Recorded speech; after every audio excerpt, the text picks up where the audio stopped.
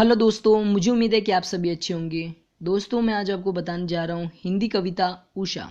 जैसे कि इसका प्रसंग यह है कि प्रस्तुत पद्यांश कवि शमशेर बहादुर सिंह द्वारा रचित उषा कविता से लिया गया है। और इसका प्रसंग यह है कि प्रस्तुत पद्यांश में कवि ने सूर्योदय से पहले प्रभातकालीन आकाश का वर्णन किया है। यानी सूर्योदय से पहले आकाश में क्या क्या परिवर्तन आते हैं और सूर्योदय होने के बाद आकाश में क्या क्या परिवर्तन आते हैं, वो सब परिवर्तन कवि ने इस उषा कविता में दर्शाया है। जैसे कि फर्स्ट पैराग्राफ की तरफ ले चलता हूं मैं आपको। प्रात नभ था बहुत नीला, शंख जैसा भौर का नभ, राग से लिपा हुआ चौका अभी गीला पड़ा है। प्रस्तुत पद्यांश में कवि यह कहते हैं कि प्रातःकालीन आकाश का गहरा नीला रंग था, जो ऐसा प्रतीत हो रहा है मानो नीले शंख जैसा लग रहा हो। आकाश का रंग नमी के कारण यानी गर्मी के कारण गीला था और मानो ऐसा प्रतीत हो रहा है मानो आकाश न हो बल्कि राख से लिपा हुआ गीला चौका हो। वह रंग राख से गहरा दिख रहा था, यानी नीला रंग। Second paragraph. बहुत काली सिल जरा से लाल केसर की जैसे धुल गई हो, स्लेट पर या लाल खड़िया चौक मल दी हो किसी ने। कवि आकाश में उषा के आगमन यानी चित्र की बिंब बनाता हुआ बताता है कि उषा काल में ऐसा लग रहा है मानो आकाश रूपी काली सिल थोड़े से लाल केसर से धुल गई हो, या किसी बालक ने काली स्लेट पर लाल खड़िया या चौका मल दिया हो। यहाँ पर अंधेरा काली स्लेट के समान दिखाई दे रहा है। वह सूरज की लाली यानी सूरज की रोशनी लाल मिट्टी के समान प्रतीत हो रही है। और तीसरे पद में, नील जल में या किसी की गौर झिलमिल देह जैसे हिल रही हो और जादू टूटता है। इस उषा का अब सूर्योदय हो रहा है।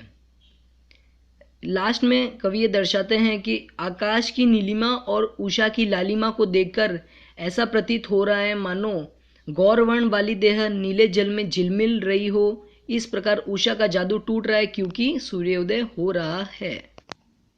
अब आ जाते हैं इनके विशेष पर। जैसे कि नीले शंख में उपमा अलंकार का प्रयोग किया गया है, भौर का नभ में उत्प्रेक्षा अलंकार का प्रयोग किया गया है, काली सिल में अनुप्रास अलंकार का प्रयोग किया गया है, वह नीले जल में उत्प्रेक्षा अलंकार का फिर से प्रयोग किया गया है। और अपन ये कह सकते हैं कि ग्रामीण में चित्रात्मकता है, दृश्य बिंब का प्रयोग किया गया है, उषा पर मानवीयकरण किया गया है, भाषा सरल एवं सहज है, मुक्त कविता है, झिलमिल दे आगमत हुए सूर्य का दृष्टिकोण है, और दृश्य बिंब का प्रयोग किया गया है आदि।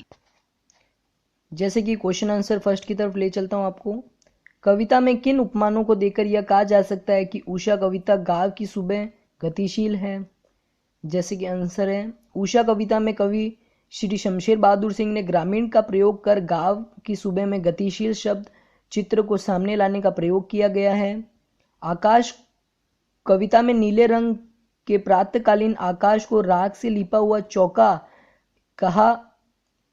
ग्रामीण परिवेश में ही गृहिणी भोजन बनाने के बाद चूल्हे पर राख से लीपती है, जो प्रायः प्रातःकाल यानी सुबह तक होने तक गीला ही रहता है। दूसरा बिंब काले सिल का प्रयोग का है। काले सिल अर्थात पत्थर के काटे हुए टुकड़े पर केसर पीसने का काम गांव की महिला ही करती है। तीसरा बिंब काली स्लेट पर लाल खड़िया मलने का है, और ये बिंब नन्हे बालक यानी ग्रामीण बालकों द्वारा ही होती है। बिंबात्मक चेतना में गतिशील चित्र ही मौजूद हैं, क्योंकि ये सभी शब्द चित्र अपने अपने कार्य में लगे हुए ग्रामीण वर्ग तथा जनजीवन की गतिशील को स्पष्ट करते हुए गतिमान है। क्योंकि ये सभी शब्द चित्र अपने अपने कार्य में लगे हुए ग्रामीण वर्ग तथा जनजीवन की गतिशीलता को स्पष्ट करते हुए गतिमान है। गतिशीलता इस अर्थ में है कि तीनों चित्र स्थिर न होकर किसी न किसी कार्य को क्रिया को अभी स्पष्ट होने में की सूचना देते हैं। जैसे कि क्वेश्चन आंसर सेकंड, भौर का नभ राग से लिपा हुआ चौका जो भी गीला पड़ा है। नई कविता में प्रयोगधर्मिता को महत्व दिया गया है। भाषा तथा शिल्प के स्तर पर यह नई चेतना दिखाई देती है। अभिव्यक्ति के नए रूपों को जगह देने में प्रगति बिंबती है। पोष्टक को कविता की भाव व्यंजना को स्पष्ट करने के लिए किया गया है। यह पोष्टक में लिखित पंक्ति उसी गीला पड़ा है वस्तु तत्व राग से लिपी हुई पूरी जानकारी देती है। यह आकाश रूपी चौके की ताजगी एवं नमी का सूचना देती है। कविता में एकमात्र विराम चिन्ह आया है, वह भी महत्वपूर्ण दृश्य की सूचना देता है, प्रभावित होता है, जो उषा का जादू टूटने की सूचना देता है। जैसे कि क्वेश्चन आंसर थर्ड, उषा का जादू क्या है, वह कैसे टूटता है। सूर्योदय होने से पहले आकाश में नए नए रंग आते रहते हैं, उभरते रहते हैं। लाल काले रंगों के अद्भुत मेलों से आकाश में जादू ऐसा वातावरण बन जाता है। इसी रंगे बिरंगे वातावरण को उषा का जादू कहा गया है। सूर्योदय होने पर ये सारे जादू गायब हो जाते हैं, अतः उषा का जादू टूटता है क्योंकि सूर्योदय हो रहा है। जैसे कि ये पैराग्राफ फर्स्ट का अर्थ है, आप इसे स्टॉप कर भी देख सकते हैं। ये फर्स्ट, ये सेकंड,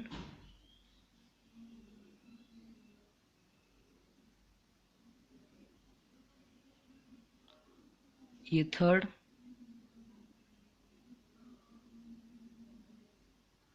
अब आ जाते हैं इसकी विशेष पर।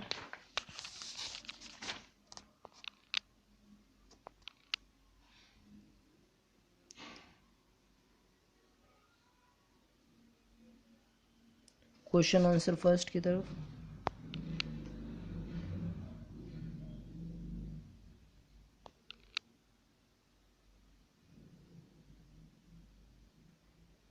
सेकंड,